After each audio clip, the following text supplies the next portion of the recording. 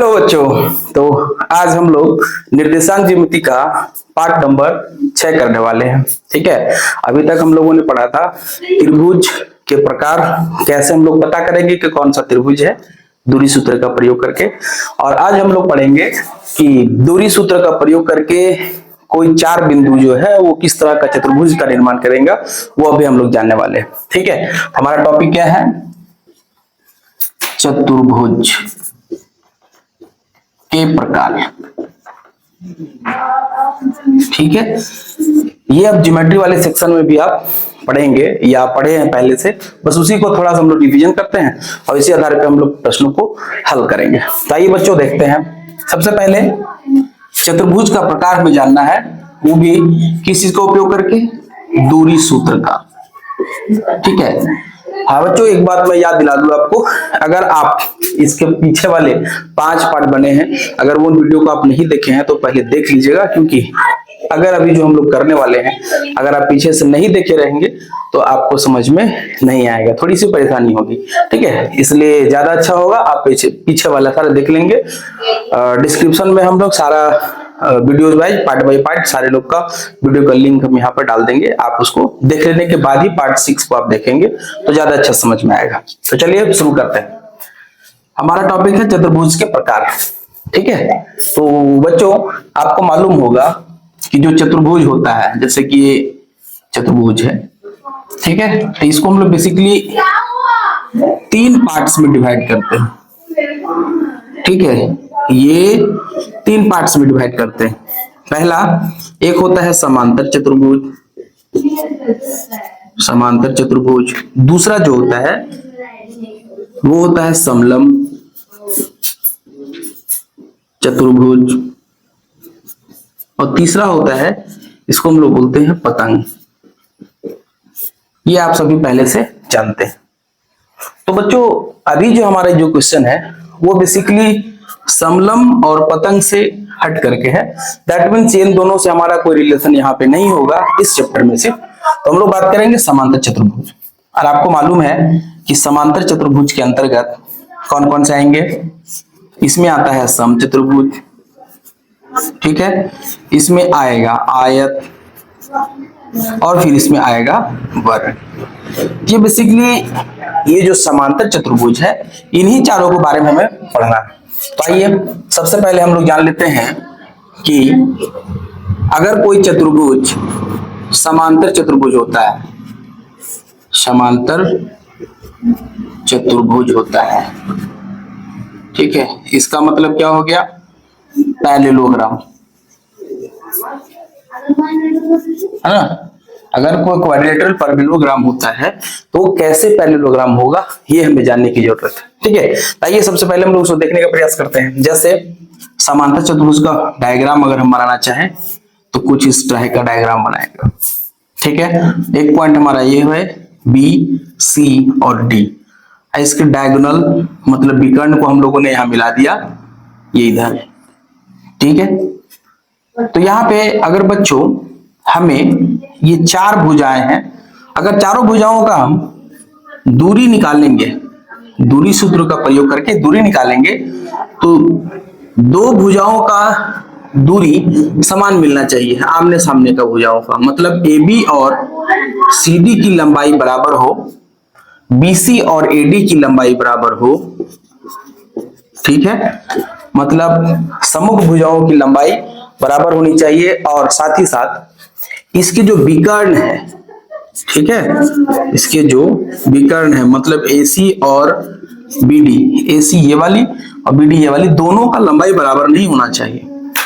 अगर ऐसा होता है तब तो ये हमारा समांतर चतुर्भुज कहेगा, और अगर ऐसा नहीं होता है तो ये किसी और कैटेगरी में आएगा। चलिए तो हम लोग उसे भी देख लेते हैं। तो बच्चों हम लोग यहाँ बनाते हैं सेकेंड आयत। ठीक है, इसका भी हमारा कोऑर्डिनेट होगा ABCD। आयत और समांतर चतुर्भुज में बहुत थोड़ी सी अंतर है, तो इस चीज को आप बढ़िया से समझने का प्रयास करेंगे क्या अंतर है। देखिए, समांतर चतुर्भुज और आयत दोनों कहता है कि हमारे आमने सामने की भुजाएं क्या होंगी? बराबर होंगी।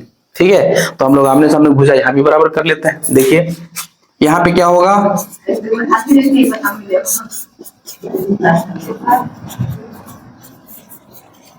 देखिए यहां भी हमारा होगा ए बी बराबर सी डी, दैट मीन्स ये वाला इसके साथ, और बीसी वाला किसके साथ, ए सी के साथ, सॉरी बीसी वाला ए डी के साथ।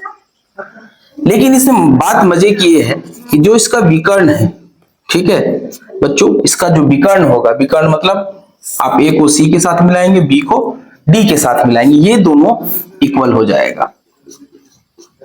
विशेष है, थोड़ा ध्यान देंगे यहाँ पे। कहने का मतलब है कि अगर आमने सामने की भुजा बराबर हो गई, चारों पॉइंट के माध्यम से हम लोग क्या करेंगे, दूरी सूत्र निकालेंगे, और दूरी सूत्र से पता करेंगे कि अगर उसका आमने सामने का भुजा बराबर हो, ठीक है, और अब इसका डिसीजन कैसे होगा कि आयत होगा कि समांतर चतुर्भुज, ये डिपेंड करेगा टोटली किस पे, विकर्ण पर।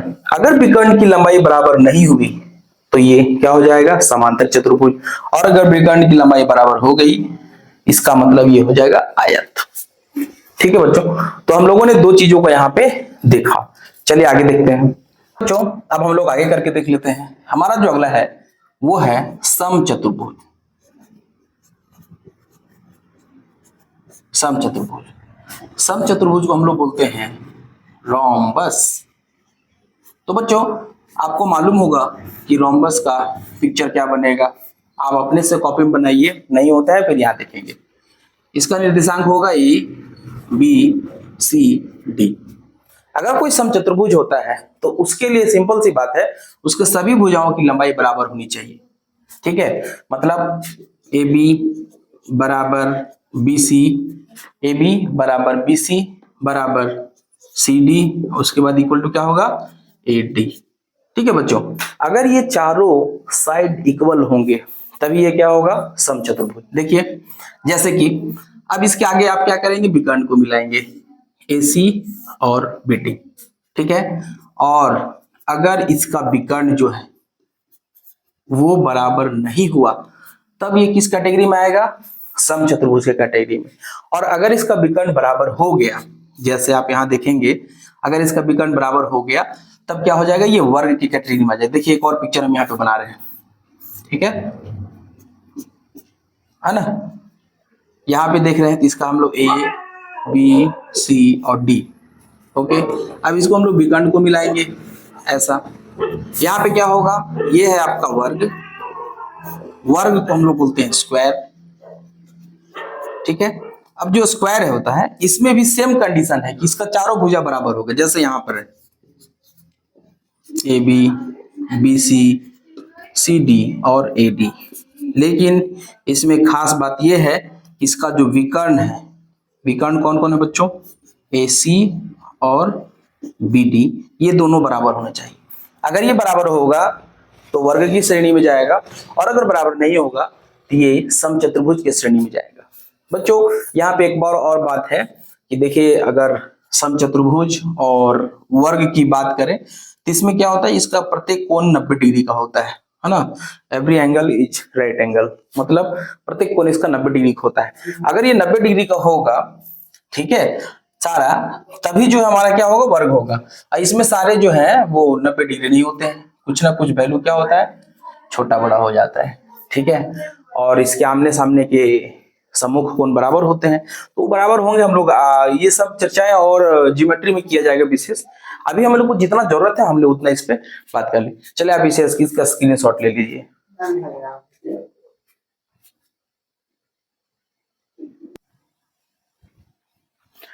तो आइए अब हम लोग इस क्वेश्चन के जरिए समझते हैं कि चतुर्भुज का कौन सा प्रकार होगा। तो यहाँ तो ऑलरेडी हमारा दिया हुआ है, एक वर्ग है, ठीक है, तो वर्ग का शीर्ष है। तो ऐसा करते हैं कि हम लोग इसी के अकॉर्डिंग क्या करते हैं, एक वर्ग का चित्र बना लेते हैं, जैसा हमने यहाँ बना लिया। ठीक है, ये पॉइंट हमारा ए है, यहाँ लेते हैं 1,7, बी है, बी का 4,2, पॉइंट सी का -1, और डी का पॉइंट है -4,4। ठीक है, अब मुझे ये प्रूफ करना है कि ये क्या है, वर्ग है। अगर मुझे ये वर्ग प्रूफ करना है तो वर्ग कैसे प्रूफ होगा, तो उसके लिए मुझे क्या निकालना होगा, इसका दूरी निकालना पड़ेगा। ठीक है, तो सबसे पहले हम लोग ए बी का दूरी निकालेंगे, है ना, उसके बाद BC का, उसके बाद CD और लास्ट में AD। अगर ये चारों दूरी बराबर होगा तो जब हमारा चारों भुजाओं की लंबाई बराबर हो जाएगी तो उसमें कितना संकेत होगा, दो तरह का चीज आ सकती है, या तो वो समचतुर्भुज होगा या तो वर्ग होगा। तो समचतुर्भुज होगा या वर्ग होगा, ये डिसीजन कौन देगा, ये विकर्ण की लंबाई देगी। फिर हम लोग क्या खींचेंगे, विकर्ण, AC को ज्वाइंट करेंगे और PD को, ठीक है।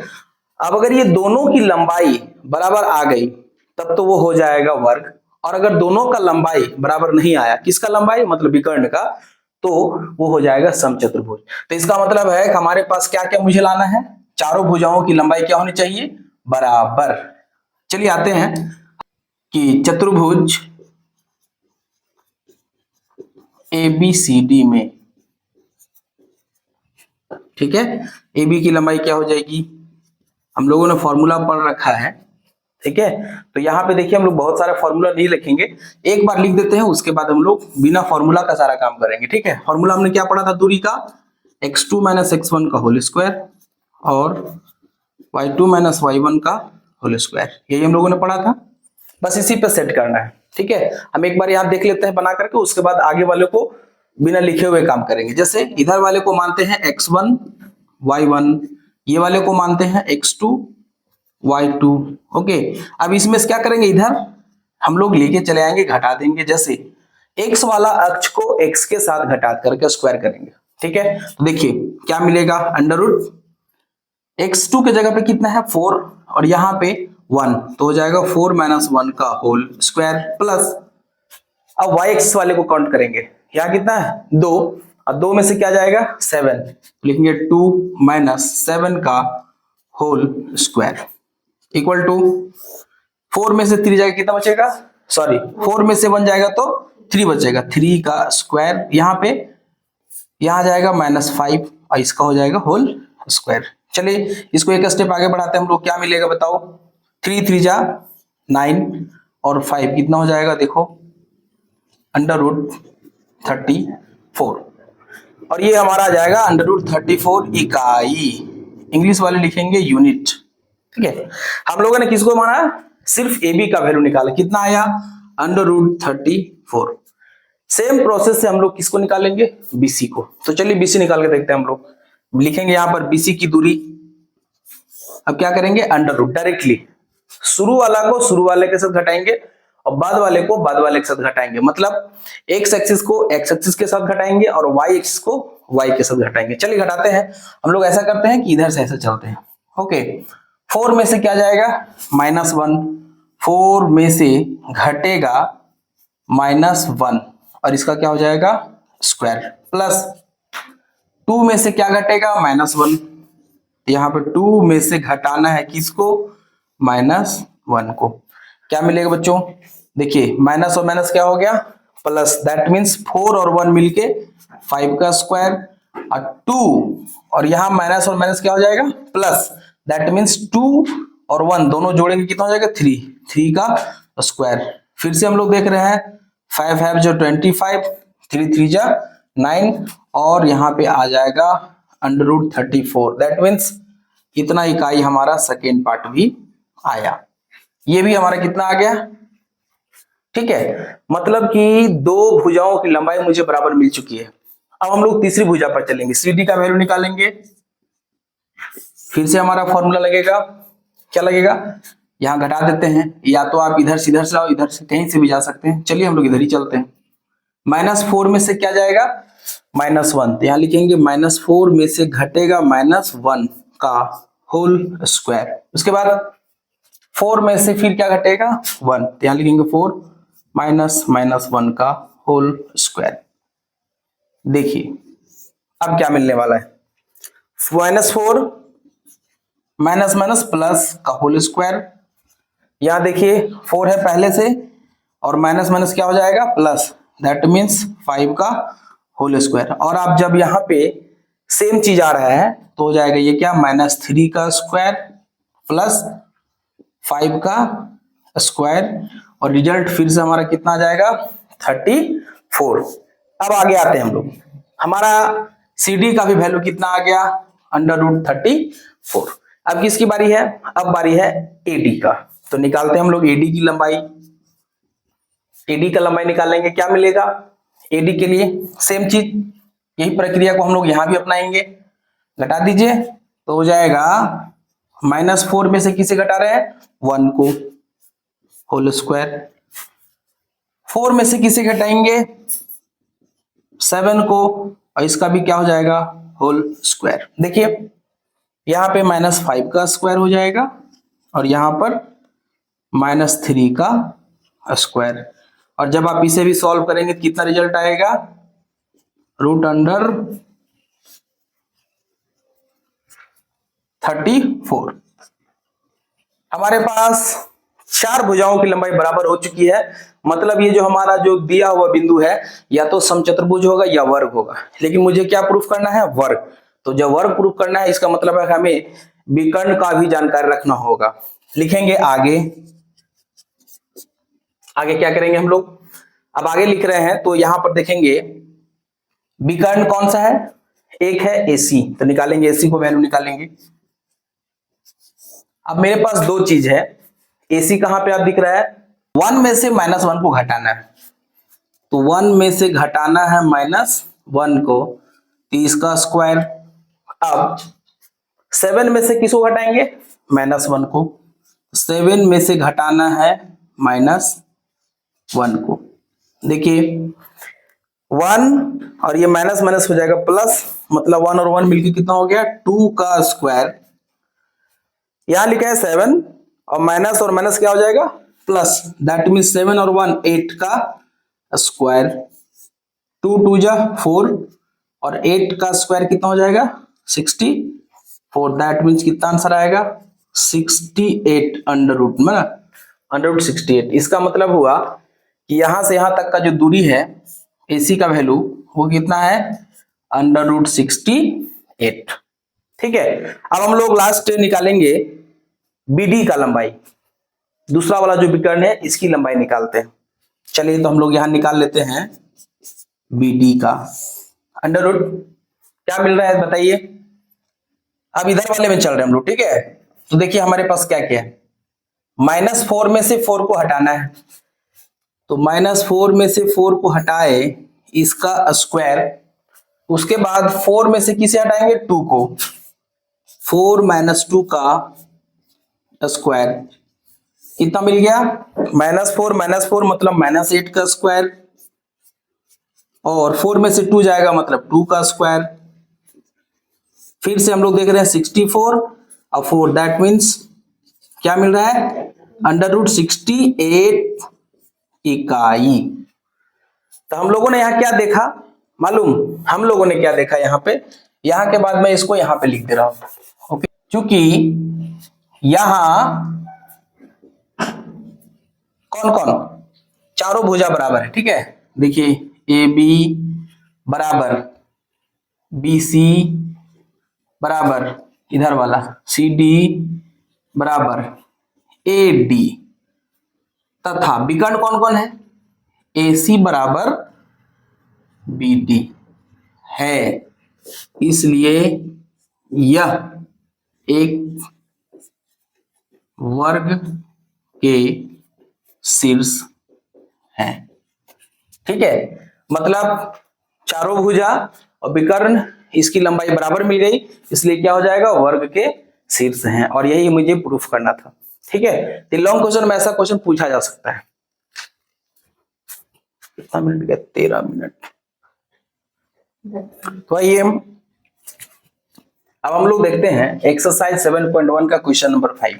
देखिए जैसा कि आप एनसीईआरटी बुक पढ़ेंगे आपको पता चलेगा कि इसमें 4 बच्चे हैं जो किसी स्थान पे बैठे हुए हैं। ठीक है, एक ऐसा बच्चा है जो कि बिंदु ए पे बैठा है, दूसरा B, C और D, ये 4 पॉइंट पे बैठे हुए।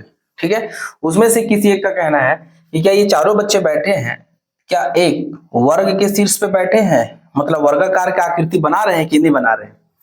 तो बच्चों जैसा हमने यहाँ पे काम किया ठीक ऐसा ही काम हम लोग को यहाँ भी करना है। ठीक है, आप यहाँ देख रहे हैं कि एक निर्देशांक तल बना हुआ है जिसमें क्या क्या देखिए, नीचे में एक्स एक्सिस है जिसमें 1 2 से लेकर के आगे तक डिनोट किया हुआ है, वाई एक्सिस में भी हम लोग दिया हुआ है, मतलब ये स्तंभ है। ठीक है, और ये रो है, पंक्ति, मतलब बैठे हुए हैं स्टेप में। तो चलिए हम लोग सबसे पहले क्या करेंगे, AB का दूरी को ज्ञात करेंगे। ठीक है, उसके बाद आप क्या करेंगे, BC को निकालेंगे, फिर CD को निकालेंगे, है ना। उसके बाद किसको निकालेंगे, ये वाले को निकालेंगे, AD को। अगर ये चारों का दूरी बराबर हो जाएगा, ठीक है, अगर ये चारों का दूरी बराबर हुआ तभी हम लोग आगे वाला काम प्रोसीड करेंगे। अगर बराबर चारों का नहीं हुआ तो सिंपल सी बात है, या तो आमने सामने का भुजा बराबर होना चाहिए, अगर चारों बराबर होगा तो अच्छी बात है, और नहीं तो कम से कम आमने सामने का बराबर होना चाहिए। अगर आमने सामने का बराबर नहीं होता है तो डायरेक्ट हम लोग कहेंगे कि किसी भी प्रकार का चतुर्भुज नहीं है, सिर्फ चतुर्भुज नॉर्मली है लेकिन किसी प्रकार के अंतर्गत ये नहीं आएगा। ठीक है, तो इस तरह से आपको काम करना है। तो यहाँ पे आप चाहे तो इसको बना सकते हैं, ठीक है। तो ऐसा करते हैं कि आप इसे बना लेंगे, अगर आपसे नहीं बनेगा तो आप बताएंगे, फिर हम इसको दूसरी बार बना करके डाल देंगे, ठीक है। तो आइए अब हम लोग एक्सरसाइज 7.1 का क्वेश्चन नंबर 6 पे ट्राई करते हैं।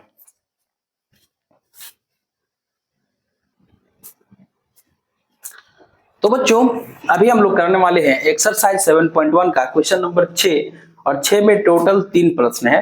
3 प्रश्न में से हम लोग अभी पहले प्रश्न को देख लेते हैं कि क्या करना है। तो इसमें भी करना क्या है कि चतुर्भुज का कौन सा प्रकार है ये आपको छांटना है। तो उसके लिए तो मुझे पहले साइड जानना होगा, चारों भुजा और दो विकर्ण की लंबाई ज्ञात करनी होगी, ठीक है। तो चलिए एक एक करके हमारे साथ रहेंगे।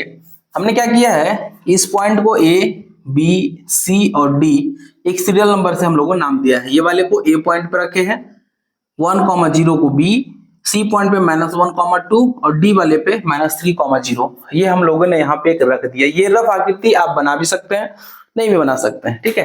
क्वेश्चन में हमारे सिर्फ यही है, हम ये दोनों पर भी काम कर सकते हैं। अब बोलेंगे कैसे, इसको मान लेते हैं A, B, C और D। अब मुझे दोनों का दूरी पता करनी है, यही 2 पॉइंट को हम लोग लेंगे, फिर BC का निकालना होगा तो ये 2 पॉइंट का लेंगे, ऐसे करके आप निकाल सकते हैं, ठीक है। आइए हम लोग सबसे पहले दूरी निकालते हैं। AB की दूरी क्या होगा, अंडर रूट हम लोग इसमें से घटाएंगे। देखिए -1 में से 1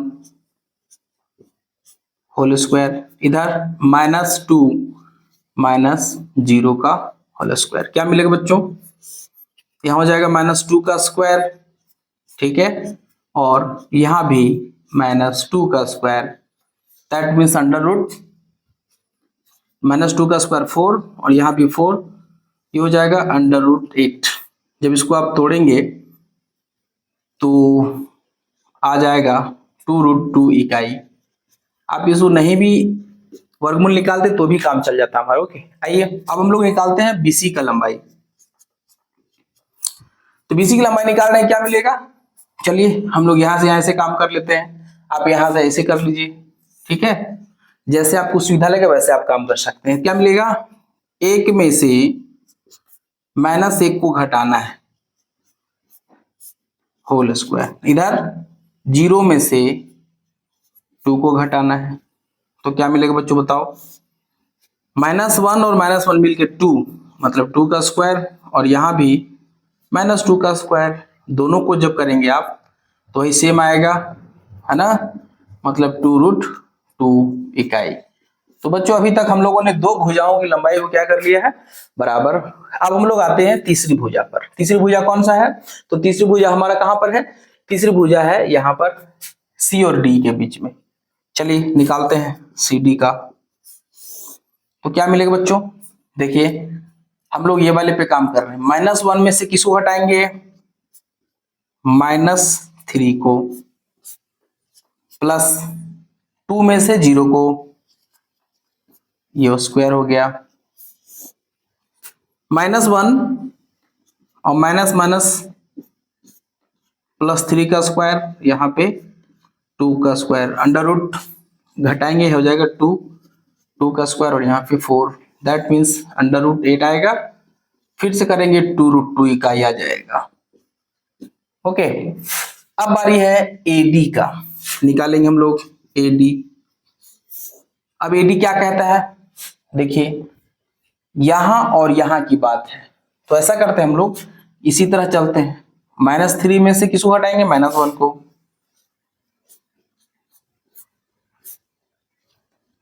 ठीक है, +0 में से -2 को, ओके। क्या मिलेगा, -3 माइनस +1 का स्क्वायर, यहां पे हो जाएगा +2 का स्क्वायर अंडर रूट, -3 में से एक जाएगा तो -2 का स्क्वायर और 2 का कितना हो जाएगा 4। फिर से आप देखेंगे √8 आएगा और 2√2 इकाई के रूप में इसको हम लोग लिख सकते हैं। तो बच्चों अभी तक हमारा क्या हुआ कि चारों भुजाओं की लंबाई क्या होगी बराबर, हमारे चारों भुजाओं की लंबाई बराबर हो गई है। अब हम लोग चलते हैं विकर्ण की ओर, लिखेंगे आगे विकर्ण AC को जोड़ेंगे मतलब ये वाले को, ठीक है। अब जब ये वाले को जोड़ रहे हैं क्या होगा, इसके साथ ये वाले काम करेंगे, अंडर रूट -1 में से क्या जाएगा -1, तो -1 में से घटाना है किसको, -1 को, -2 में से क्या घटाएंगे 2 को, -2 में से घटाना है 2 को। देखिए बच्चों -1 और +1 का स्क्वायर प्लस -2 मिलकर हो जाएगा -4 का होल स्क्वायर, ये खत्म हो गया, माइनस और प्लस उड़ गया मतलब 0 का स्क्वायर दैट मीन 0 और -4 का स्क्वायर 16, अंडर रूट 16 और 16 का कितना होता है 4, 16 का वर्गमूल कितना होगा बच्चों 4। आइए हम लोग आगे बढ़ते हैं। अब विकर्ण किसको निकालेंगे, BD का अंडर रूट, आइए BD पे काम करते हैं। जैसे 1 में से -3 जाएगा, 1 में से -3 जाएगा, होल स्क्वायर 0 में से 0 जाएगा, देखिए तो 1 माइनस प्लस 4 अंडर रूट, ये 4 का स्क्वायर मतलब 16, अंडर रूट 16 का वर्गमूल कितना हो जाएगा ये 4। तो यहां हम लोग क्या देख रहे हैं बच्चों, यहां AB बराबर BC बराबर CD बराबर AD तथा विकर्ण AC बराबर BD है। क्यों, देखिए 2√2 यहां भी, और एक और कहां गया, एक यहां पर है, और नीचे में देखिए 4, इसका मतलब चारों भुजाओं की लंबाई बराबर है और साथ में विकर्ण भी बराबर है। ऐसा होता है तो क्या होता है, यह क्या है एक वर्ग के शीर्ष है, वर्ग के शीर्ष है, ठीक है। तो इस तरह से बच्चों हमारा क्वेश्चन नंबर 6 का पहला बन गया है, ठीक। इसी प्रकार आपको सेकेंड और थर्ड ट्राई करना है, अगर आप ट्राई करेंगे तो बहुत अच्छी बात है, नहीं तो मैं इसका अगले वीडियो में इसको हम लोग दोनों एक साथ डाल देंगे, ठीक है।